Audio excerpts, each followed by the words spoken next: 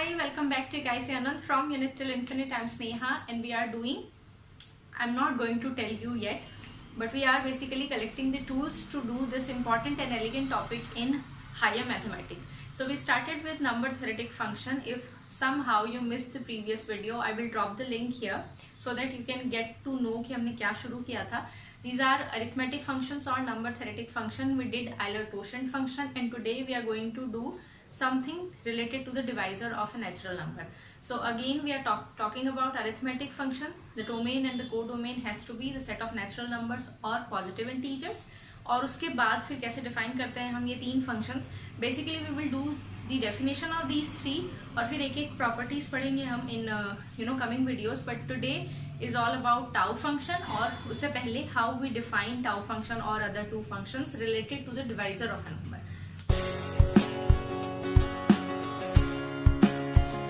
So for any given natural number or positive integer, you can always talk about the divisor of the number, right? And the divisors are of two kinds, proper and improper. So suppose you are given with a number which is 12, then you can always talk about the divisors 6 and 12. Along with 12, all the divisors are known as improper divisors, right? So when you are including the number itself, the divisors are known as improper divisors. But if you exclude the number 12, these numbers that divide 12 are known as proper divisors of 12, right? So with the help of the divisors, we are going to define another number theoretic function today, known as the sum of the divisor function or sum of divisor function. So second number theoretic function today we are going to do sum of the divisors of n, right? I'm not writing function just to make sure that you remember the actual concept, right? So I'm going to define sigma x. Since it's a number theoretic function, codomain and domain should be the natural numbers, and sigma x of any natural number is the sum d raised to the power x, where d divides n and d is a improper divisor of n, right? So sigma x function, इसकी जो definition है अगर आप ध्यान से देखो तो सबसे पहले तो you are collecting all the divisors of n, d divides n, and then you are taking the power as x and then you are taking the sum. So this function basically will depend on the value of x. X can be anything from 0, 1, 2, 3 and so on, right? This is known as sum of the divisor function. Now अगर आपको इसको देख के कुछ याद आ रहा है that sigma function या tau function, तो sigma और tau functions are two different types of this function, ठीक है? When x is equal to 0, suppose you are given or you have to find out sigma 0 of any number. So what it will be? It will be d raised to the power 0 where d divides n, है ना? तो ये क्या कर रहे हैं actually में? These d raised to the power 0 will become 1 only. Any number raised to the power 0 will become 1. और ये कितनी दफा 1 आएगा? जितने divisors होंगे मेरे n के. So sigma naught n जो होता है, this is a function, this is a number theoretic function जो आपको क्या काउंट करके बताता है? Number of divisors of n including n itself, ठीक है? This function is basically denoted by tau n in most of the book, ठीक है? टाउ n जो डेफिनेशन हमने पढ़ी होती है वो कुछ नहीं होता, सम ऑफ डिवाइजर फंक्शन का एक स्पेशल केस है where x is equal to 0. तो टाउ फंक्शन इसको dn से भी डिनोट करते हैं, कुछ लोग न्यू n से भी डिनोट करते हैं, but basically general standard book में टाउ एन से डिनोट किया हुआ था. टाउ एन क्या होता है? It's the sum of the it's the number of divisors of the given natural number और गिवन पॉजिटिव इंटीजर, ठीक है? Similarly if you are given और if you are to find out what will be sigma 1 of any natural number, this is d raised to the power 1 where d divides n. यहाँ हम क्या कर रहे हैं? We are d raised to the power 1 will be जो भी divisor है उसका पावर 1, यानी वो divisor itself. So this is nothing but the sum of all the divisors of n and this is denoted by, मतलब general जो notation होती है denoted by sigma n. इस फंक्शन को हम सिग्मा फंक्शन कहते हैं, सिग्मा n. यहाँ पर क्या कर रहे होते हैं हम? The sum of all the divisors of a given natural number. दोनों नंबर थेरेटिक फंक्शन है, बेसिकली दोनों एक स्पेशल पार्ट है या स्पेशल केस है हमारे सम ऑफ द डिवाइजर फंक्शन के. You change the x, you will get another different functions. जैसे for x equal to 0, this function becomes tau function. For x equal to 1, this becomes the sigma function that we generally talk about. x equal to 2 पे d square हो जाएगा, cube हो जाएगा, and you can go on and on. तो ये दो तरह के फंक्शंस हैं. अब इसी की हेल्प से ना एक और फंक्शन भी बनकर आता है विद अ कंडीशन कि हम इसमें जो इम्प्रॉपर सारे डिवाइजर्स कंटेन कर रहे हैं, इसमें नेक्स्ट वाला जो फंक्शन हम डिफाइन करेंगे उसमें सिर्फ हम प्रॉपर डिवाइजर्स कंसीडर करेंगे. सो नेक्स्ट इज एलिक्वेट फंक्शन, यही लिख देती हूँ, मोस्टली डिनोटेड बाय SN और कैपिटल सिग्मा. मेरी आदत पड़ गई है इसको कैपिटल सिग्मा बोलने की. So sigma n and this is the sum of the divisors, proper divisors, sum of the proper divisors of n. So basically यहीं से निकल के आ रहा है, d raised to the power 1 ही है यहाँ पर भी, d divides n भी है, बट यहाँ पर हम n इंक्लूड नहीं कर रहे हैं. ठीक है, इस फंक्शन को मैं ऐसे भी डिफाइन कर सकती हूँ. This can also be defined as sigma n minus n, है ना. मैं क्या कर रही हूँ, n को ही तो बाहर निकाल रही हूँ ना. एक एग्जाम्पल करेंगे तो क्लियर हो जाएगा. पहले एग्जाम्पल ही देख लेते हैं. चलिए यहाँ पर एक नंबर चूज करते हैं, 12 सपोज. ठीक है, सो 12 के लिए सबसे पहले I will find out what is tau n. So for 12 n equal to 12, सबसे पहले I have to make the set of all the divisors. d divides n, so this is 1 2 3 4 6 and 12. If I have to find out tau 12, what I have to do, I have to find the sum of all the divisors raised to the power 0. So this is 1 raised to the power 0, 2 raised to the power 0, 3 raised to the power 0, and so on. 1 2 3 4 5 6. So tau 12 will be 6. Now what is sigma 12? Sigma 12, I need to calculate what? D raised to the power 1 for all the divisors. So this is 1 plus 2 plus 3 4 6 and 12, and this is give you 22 or 24 25 26 27 28. So sigma 12 is 28. Now if I have to find out capital sigma n or aliquot function, this is known as aliquot function. I hope you heard the name. If not, so this is aliquot function, right? Aliquot function. For aliquot function, what you need to do, simply you have to capital SN, you need to find the sum of proper divisors of n excluding n. So when I'm talking about proper divisor ना, तो n अपने आप ही हट गया. So 1 plus 2 plus 3 plus 4 plus 6 only, and this will become 16, right? 16. So you can check here also that Sn will be sigma 12 minus 12. तो ये भी लिख सकते हैं, बस by definition था और कुछ नहीं था. So these are the three functions जो हमें आगे पढ़ने हैं. Today we are going to focus on tau n. Next 2 videos में we will do sigma n and aliquot function capital sigma n, right? So last video में भी मैंने बोला था, whenever you are doing number theoretic function, पहले 10 natural numbers के लिए you should know the values. सबसे पहले तो हम वही लिख लेते हैं, first 10. So tau 1 will be 1, tau 2 will be 2. अच्छा, एक और चीज यहाँ पर देखो, if n is a prime number, तो prime number के कितने divisors होंगे? Either 1 or the number itself, यानी 2 ही divisors होंगे. So whenever n is prime, the answer will be 2. ये एक चीज हो गई हमारे पास. ठीक है, so tau 3 will be what now? Because 3 is prime, it's 2. Tau 4, the divisors 1 2 and 4 3. Tau 5, again 5 is a prime number, so 2. Tau 6, the divisors 1 2 3 and 6, so 4. Tau 7, a prime number, it has to be 2. Tau 8, the divisors 1 2 4 and 8, so 4. Tau 9, the divisors are 1 3 and then 9, I think, so 3.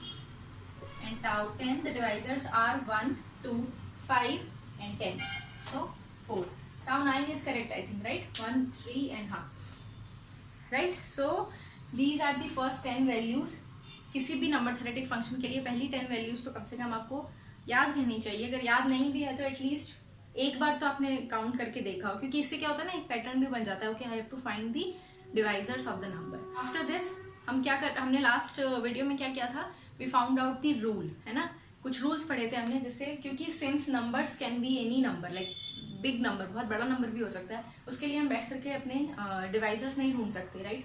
सो अब आ जाते हैं हम लोग rules पे to find out the value of tau n for different n rules. So सबसे पहला, जैसा वहां पर भी था, for any natural number n we can always have the prime factorisation, है ना, प्राइम फैक्टराइजेशन तो कर सकते हैं, वेयर pi's are primes, ठीक है। once you are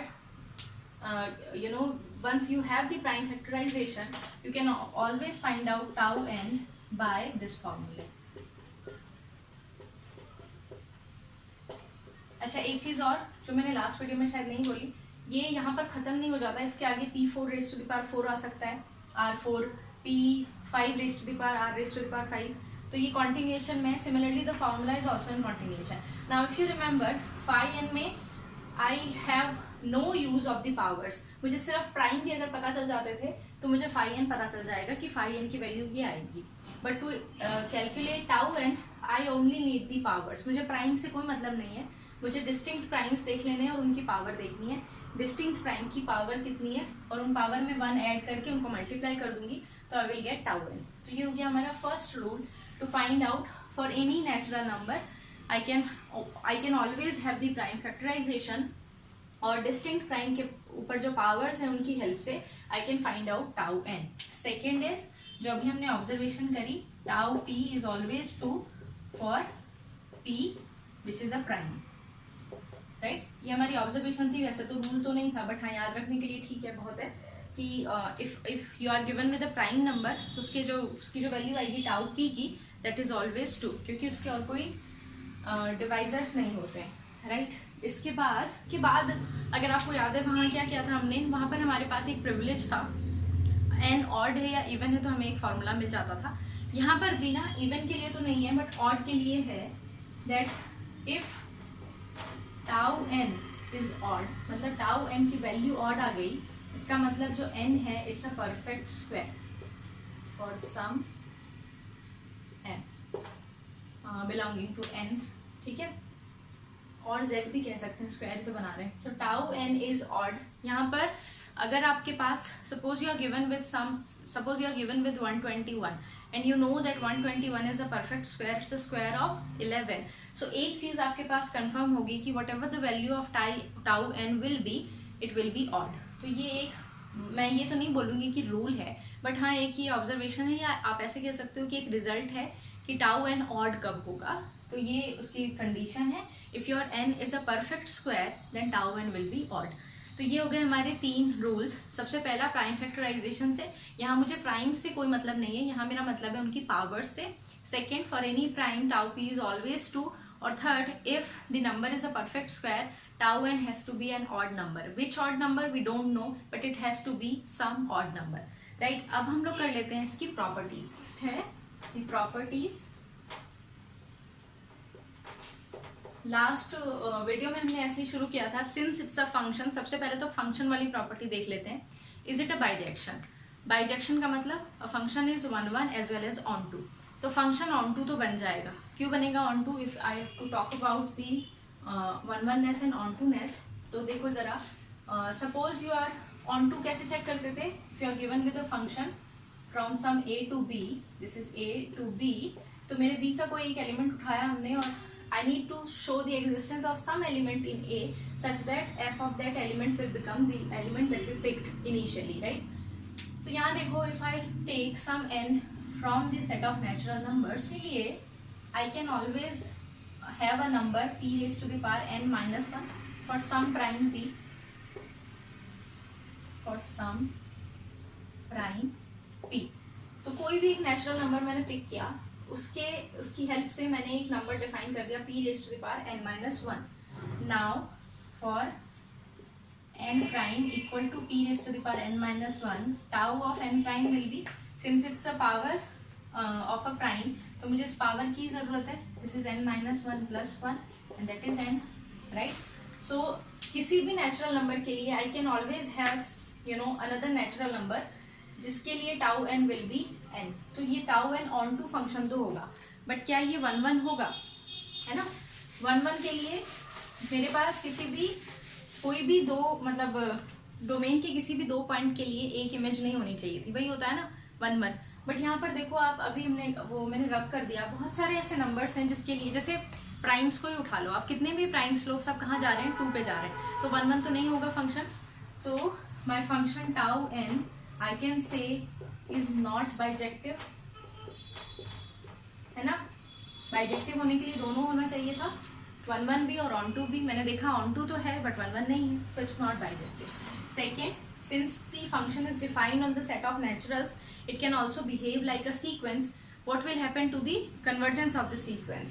So again tau n will converge, or will, I should say rather, diverge to infinity as n approaches to infinity. आप देख भी सकते हो, गूगल पे सर्च करना, टाउ n का जो ग्राफ बनेगा वो कुछ इस तरह से बनता है, कुछ ऐसे ऐसे ऐसे ऐसे करके ऐसे, है ना। मतलब बहुत जो नंबर्स बहुत जो पास पास है ना, उसकी बहुत यहाँ पर बहुत ज़्यादा क्या कहूँगी मैं, डिस्टर्बेंस है, बट इस तरह से जाता है ये graph. So the function is definitely, if we consider it as a sequence, so it will definitely diverge and diverge to plus infinity, right? So ये हो गए हमारे। और वैसे भी एक चीज़ याद रखो, नेचुरल नंबर्स, ये जो फंक्शन हमने डिफाइन किया है, नेचुरल से नेचुरल पे डिफाइन किया है, तो जब हमारे रेंज में भी नेचुरल नंबर्स ही होंगे ना, तो वो डाइवर्ज करेगा प्लस इन्फिनिटी पे, अगर कर रहा है तो, है ना। ये हमने सीक्वेंस में पढ़ा था, if you remember. Anyways, third is the multiplicative property tau m into n is equal to tau m into tau n provided m and n are coprime, so GCD of m and n is 1.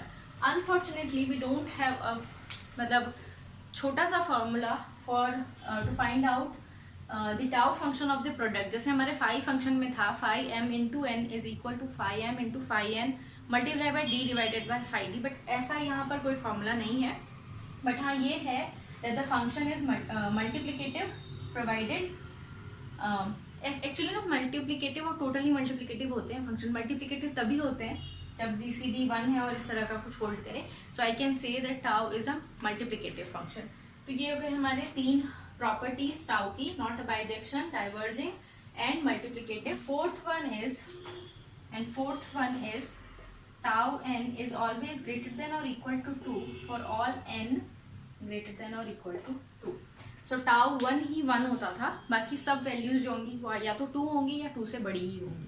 तो ये 4 tau n की properties हैं basically. अच्छा, Euler's-torsion function में एक theorem मिल गई थी हमें, दैट आइलर्स थ्योरम, बट यहाँ ऐसा कुछ नहीं है। ये जो नंबर है या ये जो टाउ n फंक्शन है, ये हमें ग्रुप थ्योरी में यूज करना है, जहाँ पर हम लोग नंबर ऑफ सब ग्रुप्स या नॉर्मल सब ग्रुप्स कुछ ऐसे काउंट करेंगे, तो वहाँ यूज करना है। But for the time being this is about the tau function. Basically tau function कहाँ से निकल के आया, sum of divisors of function. Sum of divisors की पावर को सम कर रहे होते हैं। टाउ फंक्शन में पावर जो होती है वो 0 हो जाती है, तो ये हमें सम ऑफ द डिवाइजर्स दे देता है।